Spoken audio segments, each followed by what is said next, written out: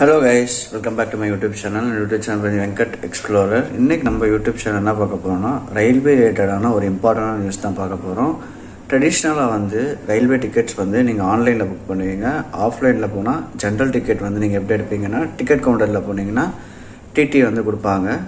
இல்லைனா ticket collector கொடுப்பாங்க உங்களுக்கு கவுண்டரில். இல்லைனா ஒரு பர்சன் செப்பரேட்டாக ஒரு பாக்ஸில், அந்த டிக்கெட் பாக்ஸ்ன்னு சொல்லி ஒரு பாக்ஸ் இருக்கும். அந்த பாக்ஸில் உங்களுக்கு டிக்கெட் கொடுப்பாரு. அது நிமிஷத்துக்கு 2 டிக்கெட் 10 டிக்கெட்னு கொடுப்பாரு.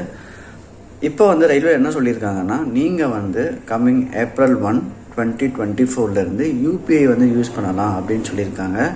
செப்பரேட்டான QR கோட் கொடுத்துருக்காங்க. அந்த இதை நீங்கள் ஃபோன்பே, கூகுள் பே மூலியமாகவே நீங்கள் ட்ரெயின் டிக்கெட்ஸ் புக் பண்ணிக்கலாம்னு ரயில்வேல அஃபீஷியலாக நியூஸ் போட்டிருக்காங்க. இது கன்ஃபார்ம் வந்துடும்.